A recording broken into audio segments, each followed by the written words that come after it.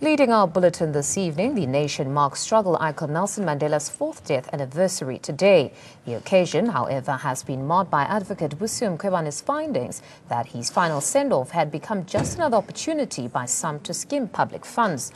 Recommending an SIU probe into the Mandela funeral scandal yesterday, the public protector says that 300 million rand was improperly allocated to the funeral. Advocate Mkhwebane, in her report, asserts that the funds were transferred on the recommendation of the then Eastern Cape Treasury head, Marian Mtembu, and that the latter's conduct was unlawful and constituted maladministration. Mandela died on this day in 2013. He received an official state funeral and was buried at his ancestral family home in Kunu, Eastern Cape. The public protector's report relates to the allegations of corruption during his funeral. Mkhwebane recommended that an SIU must help recover the lost Mandela funeral funds. Remedial action which taking the Minister of Finance as head of National Treasury to request the President to issue a proclamation in terms of Section 2, Subsection 1 of the Special Investigating Units and Special Tribunal Act to investigate the unlawful appropriation or expenditure of public money or property, unlawful, irregular and unapproved acquisitive acts in transaction measures or practices, and intentional or negligent loss of public money by state organs and state organs referred to in this report, with a view to institute civil action to recover the loss of public money by those organs of state in connection with the expenditure incurred for the funeral of the former President Nelson Rolihlahla Mandela. The allegations included that Buffalo City Metropolitan Municipality paid an amount of 6 million to a service provider to transport mourners around East London and King Williamstown to attend the memorial service. The King Sabata Dalindyebo local municipality incurred an expenditure in excess of 31 million to procure goods and services for President Mandela's funeral. Another amount of 22 million was paid for procurement of goods and services for the funeral from the 330 million infrastructure grant. Now, the report spells out just how the actions of officials had impacted on the finances of the Eastern Cape. In her report, Mkhwebane confirmed that the Eastern Cape government diverted 300 million improperly to fund Mandela's funeral. That Eastern Cape government officials treated the funeral as an emergency on their books, which is irregular. She also noted that there were a number of invoices submitted and services paid for that were not delivered. The public protector also found that 3,000 marshals reportedly consumed 1 million's worth of meals from KFC and McDonald's, and that 255 catering companies were hired to provide breakfast for just 100 people. The report also found that 500,000 was spent on refuse bins that were unused. Lastly, Mkhwebane found that a company had changed an order to supply T-shirts during the funeral. An invoice of 1.9 million was submitted without the company disclosing that the order had changed. But who's responsible for this maladministration? Now, in her report, Mkhwebane implicates a number of Eastern Cape officials. Mkhwebane says the former provincial treasury head, Ms. Mtembu's deviation from normal tendering practice and irregular procurement of services of the funeral constituted misconduct. The public protector also implicated Councillor Sindiswa Gomba, who is accused of acting in violation of the Code of Conduct for councillors in procurement of transport services to the value of nearly 6 million rand. Council Speaker Simon Zele is also implicated in the tender for transport, with the public protector report saying that she had put the interests of the party first above that of the municipality and therefore violated her oath as a councillor. Mr. Sandile Sendwa, who is the former acting CFO Eastern Cape Development Corporation, is said to have approved payments requests made by Ms. Mtembu. This is in violation of the PFMA, and the public protector found that this amounted to maladministration. Now, former mayor of Buffalo City, Zukiswa Nkita, is also implicated in the public protector's report for the signing off of an irregular transport agreement.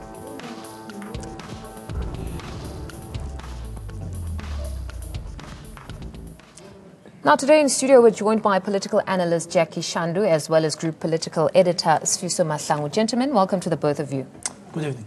Now, a very disturbing story here, particularly that report, that it was supposed to be the send-off of the beloved son of the nation, and then it seems some found an opportunity to somehow loot. What do you make of such a report, Jackie? Very shocking, quite devastating, particularly coming from the most underdeveloped province in the country, the poorest province in the country. Yet, unsurprising, this is a province that has become notorious since the dawn of this democracy as the capital of corruption in the country. And you can go from one department, one provincial department to another. To make an example, the health department or the education department, provincial departments in the Eastern Cape, are famous for always returning funds allocated to them back to provincial or national governments. Underspending.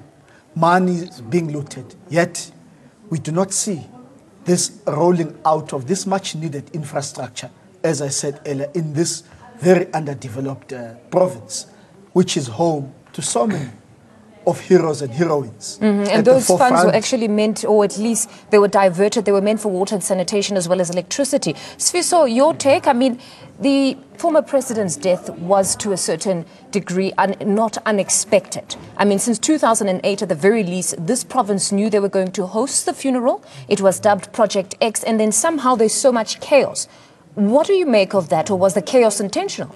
Well, good evening to you and good evening to your viewers. In the first place, the funeral of former President Nelson Mandela was first planned by former President Thabo Mbeki. I believe in 1999, the first draft was created, that he'd lie in state for 3 days after the passing, there'd be this and that memorial service. He'd then fly, the SANDF to Umtata, then Umtata he'd go to his homestead, where there'd be a night vigil for that matter. So all of the planning did not start a few years ago.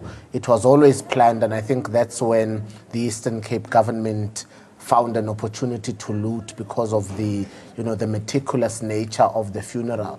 There were many, many congresses, meetings, there were family gatherings, there were smaller events in some cities. But the big event was at the FNB Stadium, Soccer City, and the funeral in his home village in the Eastern Cape. And I think that created an opportunity for there to be a lot of looting. However, the one thing that met my attention today is how many news agencies are rolling with the story. How many people are publishing and are broadcasting the fact of Mandela's missing millions? Not many. In fact, if you check now, AN7 is the only broadcast news network that is talking about this. But so if we had to talk online, I've seen quite a lot, I won't mention them here, but for me it's being reported on. For me it's interesting, why the subjective reporting. Is it because Mr. Mcebisi Jonas is mentioned a lot of times in the report, or many other reasons? I think that South Africans want to ignore.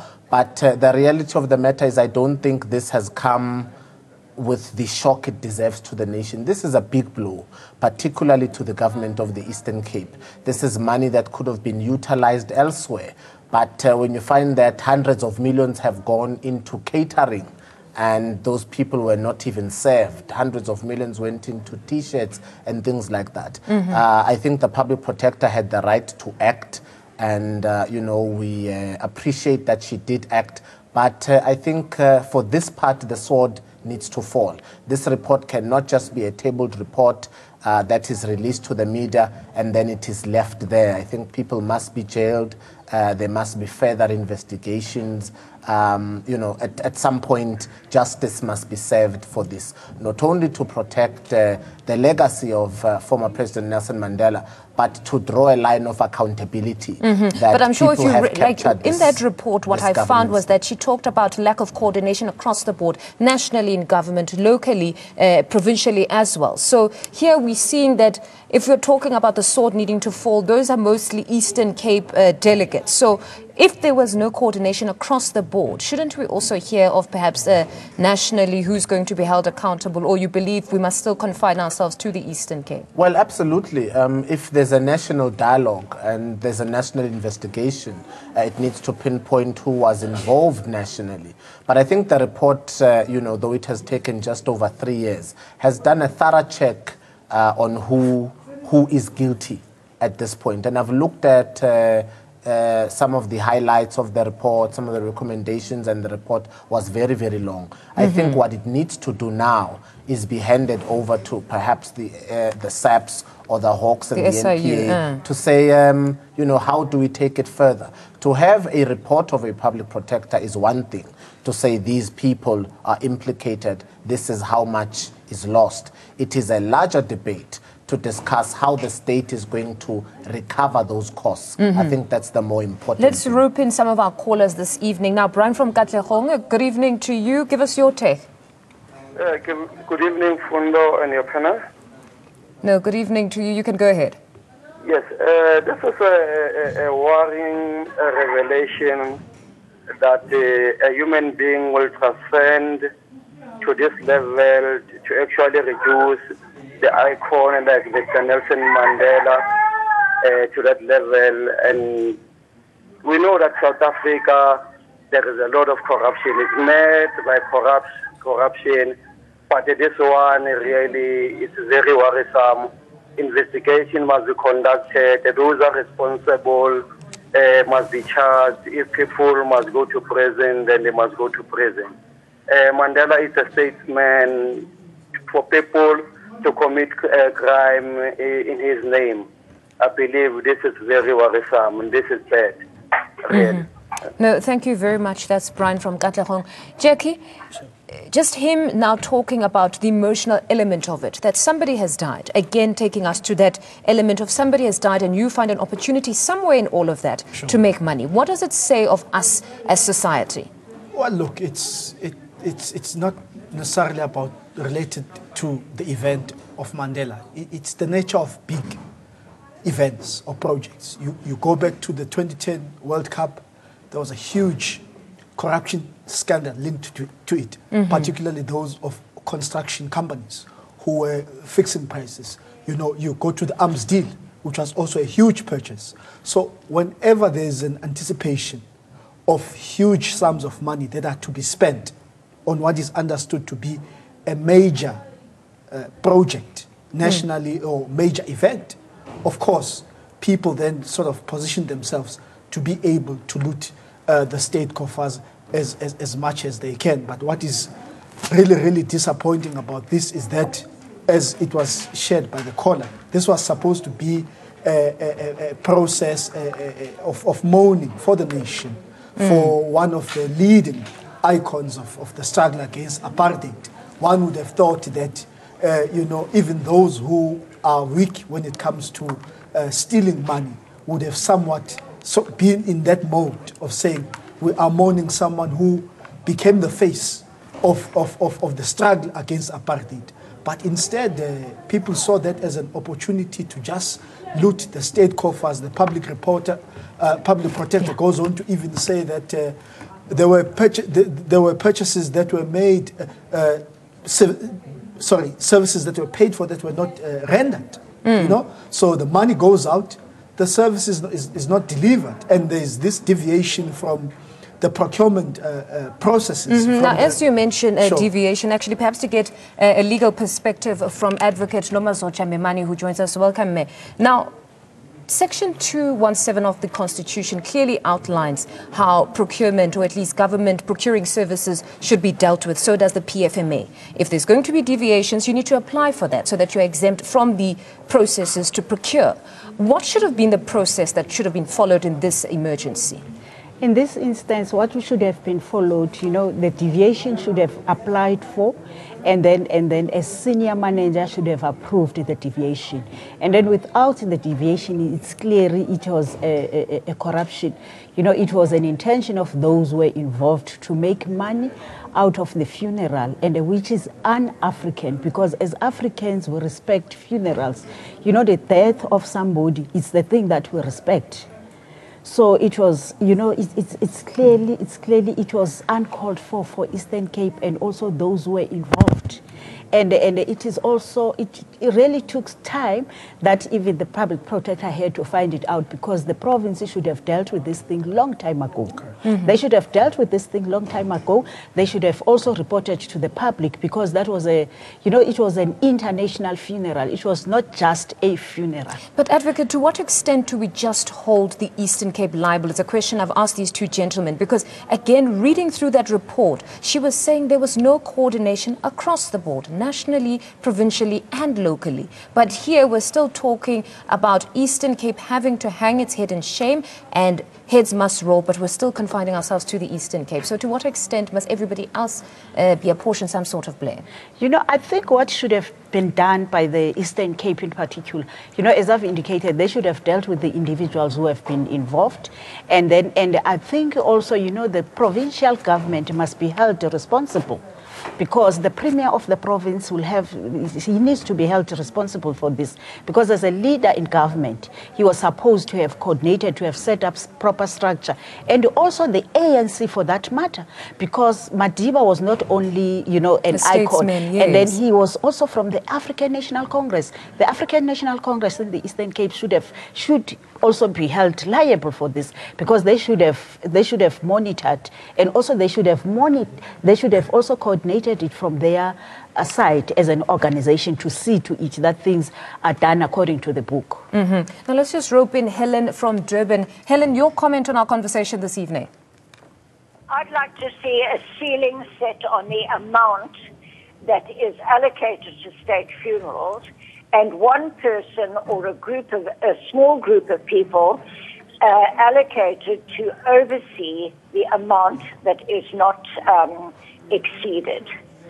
Because that is the only way you're going to control this, because it's not necessary to feed all those people breakfast and whatever. They must provide for themselves, and just the absolute necessary get fed afterwards. Mm-hmm. No, an interesting take there. Thank you very much, Helen, for your take. I suppose it's actually worth a broader conversation, that perhaps we are extravagant, but then again, you weigh that this is a statesman, a former statesman, but it was an international funeral. I know that if we had to take it now to culture, you find that perhaps in the white culture, it would be something that is more modest, very small. We would then also be elaborate, but then again, we respect each other's cultures. But when it comes to taxpayers' money, then that's where perhaps we need to decide collectively as citizens to say only this much and no further. I think that it's a traditional and cultural dialogue, and I think it depends on families. Your family might decide to do things differently to mine, but that doesn't or shouldn't afford corruption an opportunity. However extravagant we are or humble we are, shouldn't allow any form of corruption in society. But very interestingly here, if you look at the narrative of how much has been spent here illicitly, 300 million. When you remember the Nkandla matter, President Jacob Zuma had to pay 7 million for what the public protector considered the non-security upgrades for his house. Now you must compare 7 million to these millions that have been spent or abused by this funeral through the looting and the corruption that has been done. And then you weigh the political parties that took it up to the Constitutional Court to make the president pay back the money. The slurs that were rampant in our parliament, pay back the money. Will the EFF take the provincial government on to demand that the money be paid back? Will the EFF point a finger at all these people who are implicated and all these companies and make sure that that money is paid back? But if it seems the citizens took the lead here, because it was citizens that complained. If it's not just a political slam, if it's not, playing to the gallery, then political parties and all of them must get involved because this is taxpayers' money. But I doubt that people will get involved here because there's not much to gain. But on the other hand, with President Jacob Zuma, it was racketeering. Jackie seems like he really wants to come in there. No, your take on that? Is there nothing much to gain? Because it's money that was deviated yet again. It was meant for electricity, water and sanitation. And now it's gone to a few individuals. No, I couldn't agree more with Sfiso. But this goes to tell you that the body politic of South Africa is dominated by institutions, organizations, leaders and individuals who are morally bankrupt, who have no political integrity, no moral consistency, none whatsoever. Everything is done based on calculations. What do I or we as a political party stand to gain from standing up against this particular kind of corruption? I mean, there's complete lack of appetite, as you're pointing out, even from the media fraternity in South Africa. And we know, within the Ngandla case, perhaps correctly so, you had this constant coverage every day from a wide variety of media sources. Now, it sends a very wrong message that says we only have appetite to stand up and fight against corruption when it is directed against a particular individuals or a particular political party. So, again, this issue of partisanship going right at the center, and then that's when we decide to enact our sense of patriotism, depending on, okay, who has done wrong? It's my favorite person, I'm not going to get involved. Who has done wrong? It's this person that I don't like, will go out guns blazing. But it's worrying when the media, we'll expect it from political parties, they are playing politics. But the media, as the supposed fourth estate of society, when it behaves in a manner that also suggests... Are they really behaving inconsistently here? Because driving to work this morning, I was listening to one talk radio station, I won't mention the name, but nevertheless, they were discussing and just as shocked, and callers called in. So... also online, I was reading on it before we started the show. So some are. We need to, or you say we need to compare. You need to compare the coverage that this has received in light with other themes in this country that have received massive coverage. In a theme of state capture and what they call the Gupta mails or the Gupta leaks, the word state capture was the most used word in this country for a year. When you look into this, have these allegations been proven? No. Have they been tested in a court of law? No. Has the veracity come out clearly in the open? Those things have not been tested. But it creates a public discourse, a public discussion. There's a decent level of propaganda around it. So the coverage is not decent just simultaneous. And propaganda in one sentence. It's just not simultaneous. Advocate, your take though, is there that lack of consistency here, or we should just say that this was something that was championed by ordinary citizens? They went to complain, so they are the winners today.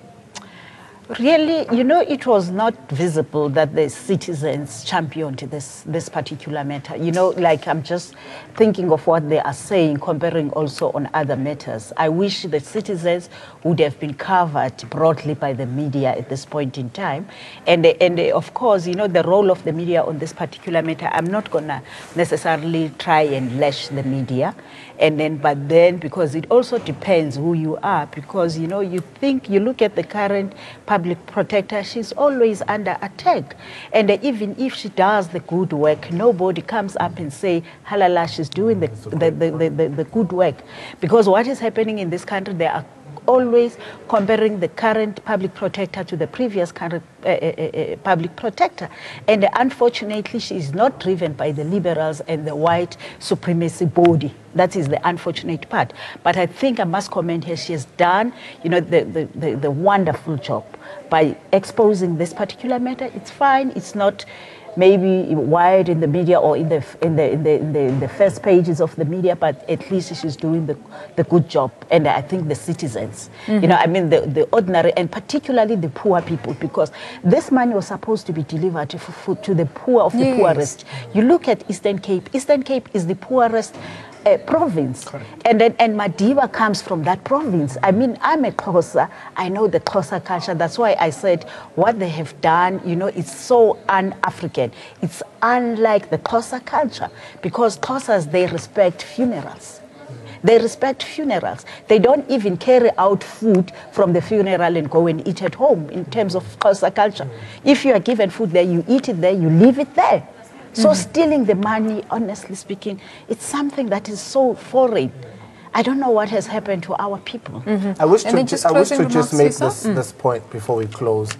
Will the current public protector, Ms. Busisiwe Mkhwebane, be lauded and appreciated in the way that Ms. Thuli Madonsela made the covers of magazines and people asked her to stand for presidency? You know, she was applauded as an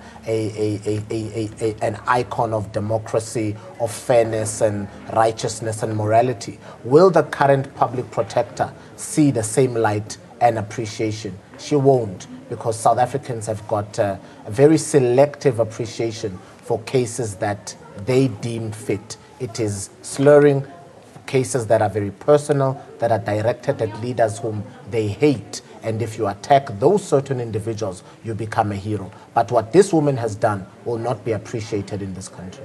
No, interesting. Now, more news, views, and debates on your favorite channel, 897. That's where I leave it.